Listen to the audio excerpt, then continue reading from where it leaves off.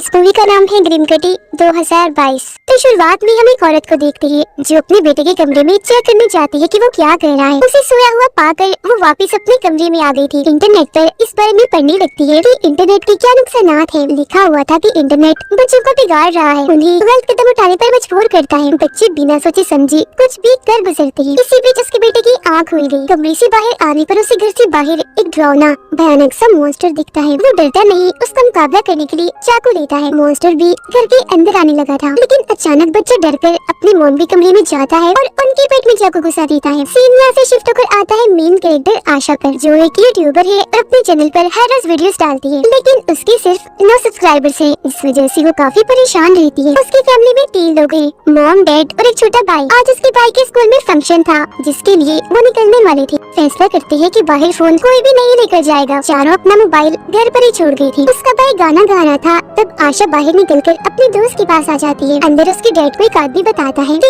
Internet पर एक monster का बहुत चर्चा है कि वो बच्चों को नजर आता है और मजबूर करता है खुद को नुकसान पहुंचाने के लिए। इस चक्कर में एक बच्चे ने अपनी मोम पर ही चाकू से हमला कर दिया। आशा अपने दोस्त के मोबाइल से देखती है कि उसकी वीडियोस पर व्यूज अभी भी नहीं आ रहे। बस एक कमेंट आया है वाव का, जो उसकी क्लासमेट का ही है। आशा की दोस्त बताती है कि वो लड़की काफी अजीब है, ना जाने उसका वाव का क्या मतलब हो सकता है। आशा के डैड बाहर आती है, उसे मोबाइल इस्तेमाल करते हुए देखकर नाराज होते हुए समझाने लगती है कि बेटा, ये जो तुम्हारी उम्र है ना, ये तुम्हें दोबारा नहीं मिलनी, इसे जाया मत करो। जिसके बाद ये फैमिली अपने घर आ जाती है। आशा की मॉम देखती है कि उसने अपनी आईडी पर टेंशन, डिप्रेशन जैसी चीजों की पोस्ट डाली हुई है। उसके डैड भी इस तरह की चीजों के बारे में पढ़ती है, जो देख वो परेशान हो गई। तभी आशा की मॉम डैड दोनों के पास उस मॉन्स्टर की तस्वीर आती है, जो बच्चों को गलत काम करने पर मजबूर करता है। देखने में काफी भयानक था। इस वजह से दोनों अपने बच्चों को पास बिठाकर समझाते हैं कि इंटरनेट पर आजकल एक मॉन्स्टर की बातें बहुत ज्यादा फैली हुई है, जो बच्चों को नजर आकर गलत काम करने पर मजबूर करता है। ये ऑनलाइन आपको कहीं भी मिल सकता है, तो जरा ध्यान रखिएगा, इंटरनेट से दूर रहिए जितना हो सके। इसके बाद आशा अपने दोस्तों की वीडियोस देख रही थी, जो उसी मॉन्स्टर के बारे में ही बात कर रही थी, जिसका नाम ग्रिम कटी है। तब आशा भी मैसेज करती है कि हाँ, मुझे भी आज ही पता चला है इस बारे में। अब उसकी मॉम डैड की परेशानी बढ़ गई थी इंटरनेट को लेकर, क्योंकि उन्हें पता चला कि एक बच्चे ने अपना हाथ काटने की कोशिश की। वो जल्दी से इंटरनेट पर सर्च करने लगती है ग्रिम कटी, और उनके इसी डर के साथ उनके घर के बाहर कोई आ गया। अगले ही पल आशा को भी अपने घर ग्रिम कटी दिख जाता है। वो काफी डर गई, जोर से चिल्लाती है। उसकी चीख सुनकर डैड आकर उसे संभालते हैं। इनके घर पर भी पुलिस आती है। आशा उन्हें बताती है कि मैंने भी ग्रिम कटी को देखा, काफी लंबा था वो, लाल लाल आंखें, बड़े बड़े दांत, बिल्कुल इस तस्वीर जैसा। वो डरावना लग रहा था। ये सुनकर ऑफिसर कहता है कि शहर में हर तरफ से मुझे इस तरह की खबरें आ रही है, और मेरा नहीं ख्याल कि मॉन्स्टर वगैरह कुछ हो सकता है। क्या पता कोई ग्रुप तुम्हारे समेत बाकियों के साथ मजाक कर रहा हो। आशा के जाने के बाद ऑफिसर उसकी मॉम डैड को कहता है कि मेरा ख्याल है सारे बच्चे झूठ बोल रहे हैं। ग्रिम कटी के बारे में अफवाहें हैं, जो शायद बच्चों को इसलिए नजर आ रहा है क्योंकि सबने इंटरनेट को अपने ज़हन पर सवार कर लिया है। ये सुनकर उसके डैड गुस्से में आ गई। कमरे में जाकर आशा का लैपटॉप और मोबाइल ले लेते हैं। सुबह जब उसकी आँख खुलती है तो उसकी मॉम डैड का कहना था कि हम कोशिश कर रही है कि कुछ ऐसा हो, हम चारों मोबाइल लैपटॉप से दूर रहे, इंटरनेट इस्तेमाल ही न करें, कम से कम 1 हफ्ता। वो फिर अपने बच्चों को एक सेफ बॉक्स दिखाती है, जिसमें बिजली से बनी चीजें रखी जाती है। ये देखकर आशा के भाई को ये चीज कोई गेम लगी, तो वो जल्दी से अपना मोबाइल और लैपटॉप लाकर सेफ बॉक्स में रख देता है। आशा नहीं मानती, तब उसकी मॉम समझाती है कि जब से तुम यूट्यूबर बनी हो, परेशान रहने लगी हो, जितना तुम इन चीजों से दूर रहोगी ठीक हो जाओगी। वो जवाब देती है कि मैं कोई हेलुसिनेट नहीं कर रही थी, सच में ग्रिम कटी को देखा है मैंने। हेलुसिनेट इन्हें जो चीज हुई भी ना हो वो नजर आई, पर उसके डैड नहीं सुनती, उसका मोबाइल छीनने लगती है। जिस बीच आशा को दोबारा ग्रिम कटी दिख जाता है। वो डर गई, चीख मार देती है, फौरन वहाँ से चली जाती है।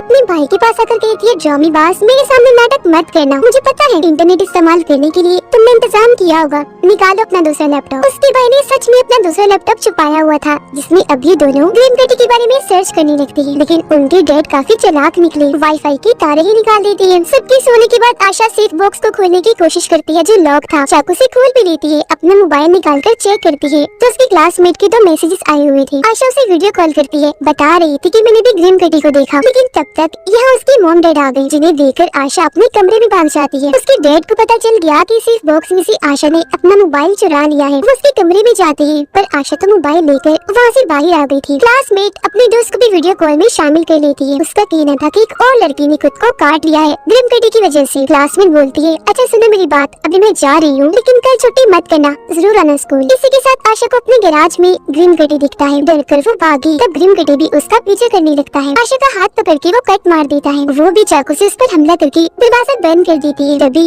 उसकी मॉम डैड आ गई। उन्हें लगता है कि आशा ने खुद अपना हाथ काटा। डांट कर हाथ पर कपड़ा रखती है। चोट लगी थी इसलिए आशा को कल स्कूल जाने से मना कर देती है। वो बहाना बनाती है कि टेस्ट है कल, छुट्टी नहीं कर सकती, पर बहाना काम नहीं आया। उसकी डैड मना कर देती है। आशा को कहती है कि मैं भला खुद को चोट क्यों पहुंचाऊंगी, और अगर आप चाहती है कि सब ठीक हो जाए तो मुझे स्कूल जाने दीजिए प्लीज। उसकी मॉम आशा को समझती है और कहती है कि ठीक है बेटा, चली जाना स्कूल। स्कूल में बहुत ही कम बच्चे आए हुए थे शहर में चल रही इन हालात की वजह से। आशा वॉशरूम में उस क्लासमेट से मिलती है। वो कहती है मेरे पास भी मोबाइल नहीं है, मेरी मॉम डैड ने भी लेकर सेफ बॉक्स में रख दिया है। दोनों इस बारे में बात करने लगे कि आखिर हमारे मॉम डैड को सेफ बॉक्स का कहां से पता चला, कहां से इस बारे में पढ़ा होगा। खैर दोनों यहाँ से निकलकर अपने क्लासमेट के घर जाती है जो बहुत अमीर है, और उसके घर में पार्टी चल रही थी। वो यहाँ इंटरनेट इस्तेमाल करने आई थी क्योंकि उसके मॉम डैड घर पर नहीं थे। वो अमीर लड़का भी मान जाता है कि कोई बात नहीं, अगर तुम्हारे पास मोबाइल नहीं है तो मेरा मोबाइल लैपटॉप जो दिन चाहे इस्तेमाल कर सकती हूँ। अब पार्टी में एक लड़का वीडियो बनाता है जिसमें वो चाकू लेकर एक्टिंग कर रहा था कि ग्रीन कटी ने हमें अपने कंट्रोल में कर लिया है। आशा के मॉम डैड को पता चलता है कि आज वो स्कूल नहीं आई। फिर वो दोनों उसका लैपटॉप इस्तेमाल करने लगती है। उन्हें एक औरत मेलिंडा की पोस्ट मिलती है और इसी पोस्ट के जरिए उनके मॉम डैड को सेफ बॉक्स का पता चला। वहाँ ग्रीन कटी की एक तस्वीर भी दी थी जो देखकर क्लासमेट को लगता है कि मेलिंडा ही वो औरत है जिसके बेटे ने चाकू से हमला किया था। ये शुरुआत वाली औरत। फिर वो बोलती है अच्छा आशा अब मुझे जाना है क्योंकि मेरी मॉम डैड इंतजार कर रही होंगी। आशा पूछती है तुम्हारा वाह का मतलब क्या था, तुम्हें मेरी वीडियोस अच्छी लगी या नहीं। क्लासमेट जवाब देती है कि हाँ अच्छी तो थी, पर जैसे तुम वीडियोस में दिखती हो वैसी नहीं हूँ, हमेशा परेशान रहती हूँ। आशा के मॉम डैड को इंटरनेट पर वो वीडियो मिल जाती है जिसमें सभी लोग ग्रीन कटी के कंट्रोल में आने का नाटक कर रही थी, यानी जो अमीर लड़की के घर पर बनाई थी, जिसमें वो आशा को भी देखकर काफी हैरान रह जाती है। रात हो गई थी, आशा अभी तक अमीर लड़की के घर पर ही थी। वो अपने भाई को वीडियो कॉल करती है जो उसे बता रहा था कि मॉम डैड तुम्हें ढूंढ ढूंढ कर घर वापस आ गई है, कहाँ हो तुम, उन्हें गुस्सा आया हुआ है, शामत आएगी तुम्हारी। आशा जवाब देती है अच्छा छोड़ो इन बातों को, एक औरत है मेलिंडा, उसकी जानकारी निकालो जल्द से जल्द। और इसी के साथ वो घर के बाहर ग्रीन कटी को देख लेती है। भागने का सोच रही थी पर जाते जाते इंटरनेट पर ये पोस्ट डालकर जाती है कि मेलिंडा ही वो औरत है जिसने सबके अंदर इंटरनेट और ग्रीन कटी की अफवाह फैलाई। उसकी पोस्ट उसके मॉम डैड भी देख लेती है। उन्हें और परेशानी होने लगी। नीचे आकर आशा पार्टी में आती है। वहाँ भी ग्रीन कटी उसे दिखता है जो बाकी बच्चों को नजर नहीं आ रहा था। फिर वो आकर उसे गले से ही पकड़ लेता है, चाकू निकाल कर उसका पैर काटने लगा। लेकिन अब जैसे आशा उस पर चाकू से हमला करती है वो भाग जाता है। आशा के मॉम डैड अमीर लड़के के घर आ गई। आशा को जख्मी देखकर उन्हें लगता है कि इसने खुद ही अपने आप को काटा होगा, पर असल में ये सब तो ग्रीन कटी ने किया था। उसकी मॉम डैड आशा को संभालती है। वो उनसे पूछती है, वो बिल्कुल सामने था, इन्हीं ग्रीन कटी, आपने उसे नहीं देखा। उसकी बात नजरअंदाज करती जाती है। आशा के भाई को मेलिंडा के घर का पता मिल गया था, जो बताने के लिए वो अपने बहन को कॉल करने लगा, पर तभी स्क्रीन पर उसे अपने पीछे ग्रीन कटी खड़ा हुआ दिखता है जो अगले ही पल गायब भी हो गया था। आशा और उसकी मॉम डैड जब घर आती है तो उसका भाई जमीन पर बेहोश पड़ा था। आशा भी क्योंकि जख्मी थी तो उसे हॉस्पिटल लेकर जाया जाता है। उसे जब होश आती है तो अपने साथ वाले बेड पर अपने भाई को पड़ा हुआ देखती है जो फिलहाल खतरे से बाहर था। उसकी मॉम आशा को बताती है कि मैंने तुम्हारे लिए एक अच्छा सा दिमाग का डॉक्टर ढूंढ दिया है, जिसके बाद वो यहाँ से चली जाती है। आशा अपने भाई का लैपटॉप चेक करती है जिसमें उसे मेलिंडा के घर का पता मिल गया था। वो फिर नॉर्मल कपड़े पहनकर बाहर आती है। उसे पता चला कि क्लासमेट भी हॉस्पिटल में दाखिल है। उससे ये मिलने जाती है जिसकी टांग पर चोट थी। क्लासमेट इसे बताती है कि मुझे भी दिखा था ग्रीन कटी, उसने मुझ पर हमला करके जख्मी किया। आशा उसे बताती है कि मुझे मेलिंडा के घर का पता मिल गया है, और इस बात का खुलासा करती है कि जब भी हमारे माँ बाप डरते हैं इंटरनेट के बुरे असर की वजह से, ग्रीन कटी हमें तभी नजर आता है। आशा की मॉम देखती है कि वो यहाँ से भाग गई है, पर जब वो लैपटॉप पर मेलिंडा के घर का एड्रेस देखती है तो समझ जाती है कि वो वहाँ गई होगी। आशा मेलिंडा के घर जाती है और झूठ कह देती है कि मैं एक प्रोजेक्ट पर काम कर रही हूँ, इसलिए ही आपसे मिलने आई हूँ। मैंने आपकी पोस्ट देखी थी ग्रीन कटी के बारे में। मेलिंडा जवाब देती है पर मैंने तो ऐसी कोई पोस्ट नहीं डाली।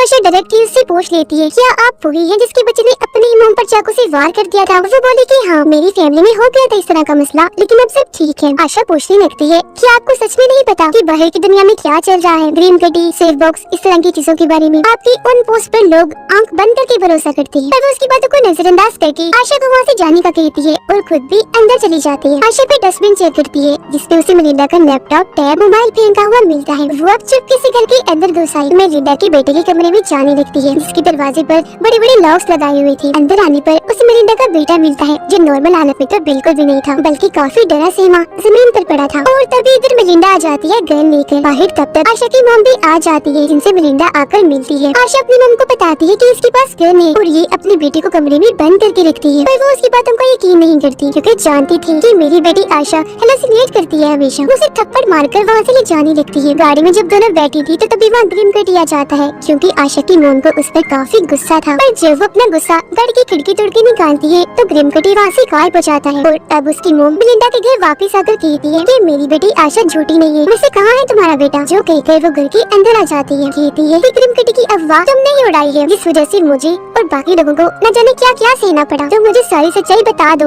मैं चले जाऊंगी यहाँ से। मेलिंडा बताती है मैं खुद नहीं जानती कि ग्रिम कटी आया कहाँ से। मैंने एक दिन देखा कि मेरा बेटा खुद को ही काट रहा है, बस उसको बचाने के लिए मैंने उसे ला करके रखा हुआ है। ये बताते हुए जैसे ही वो डरती है ग्रिम कटी उसके बेटे के पास पहुँच गया। आशा की मॉम जल्दी से उसके बेटे के पास जाती है जो हवा में लटका हुआ था क्योंकि ग्रिम कटी ने उसे गर्दन से पकड़ के हवा में लटकाया हुआ था, पर वो आशा के मॉम को नहीं दिख रहा था। मेलिंडा फिर गन लेकर आती है लेकिन उसका बेटा दोबारा से उस पर चाकू से वार करता है जिससे वो नीचे गिर जाती है। चाकू से वार उसने अपनी मॉम को शांत करने के लिए किया था। अब आशा और उसकी मॉम मेलिंडा के बेटे को हॉस्पिटल लेकर जाती है। उसकी मॉम आशा को मनाती है, प्यार करती है क्योंकि अब उन्हें यकीन हो गया था कि आशा सच कह रही है, ग्रिम कटी सच में है, ये सब करता है और ये बात अफवाह नहीं है। क्लासमेट की दोस्त आशा को बताती है कि क्लासमेट की हालत काफी खराब है, शायद वो बेचारी बच न पाए। आशा की मॉम उसके डैड को बताती है कि हमारे बच्चे सही है, वो सच बोल रहे हैं, उन्हें कोई दिमागी मसला नहीं है। फिर तभी इधर पुलिस आकर आशा की मॉम को ले जाती है मेलिंडा और उसके बच्चे के बारे में छानबीन करने के लिए। आशा का भाई जब हॉस्पिटल के हॉल में खड़ा था तो उसे वहाँ ग्रिम कटी दिखता है। उसे देख जैसे वो वहाँ से भागता है, आशा उसे पकड़कर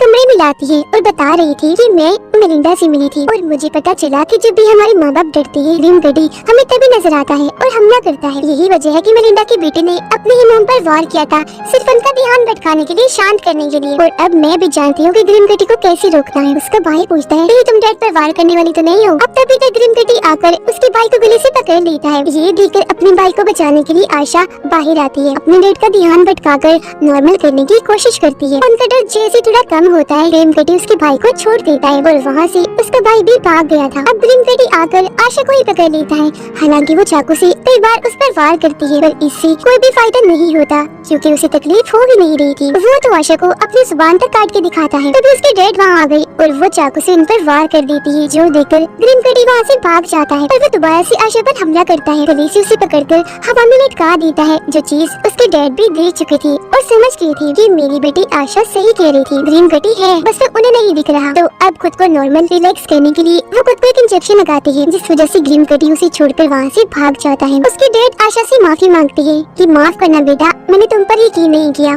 जबकि तुम सच्ची थी। तभी इधर बाकी सब भी आ गई और आशा के डैड को हॉस्पिटल लेकर जाते हैं। अगले सीन में हम आशा को दोबारा से वीडियो बनाते हुए देखते हैं। वो इस सवाल का जवाब देती है कि हाँ, ग्रिम कटी वापस आ तो सकता है पर हमें सबने मिलकर उसे खुद रोकना है। हम अपने मॉम डैड पर वार नहीं करेंगे बल्कि वो रिलैक्स खुश रहेंगी। फिर उसके डैड, क्लासमेट और मेलिंडा के बेटे की हालत में भी सुधार आने लगा, मतलब सब कुछ नॉर्मल होता जा रहा था। आखिर में वो कहती है कि बेशक आ जाए ग्रिम कटी, हम भी तैयार हैं उस शैतान का सामना करने के लिए। और इसी के साथ ही कहानी इधर ही खत्म हो जाती है।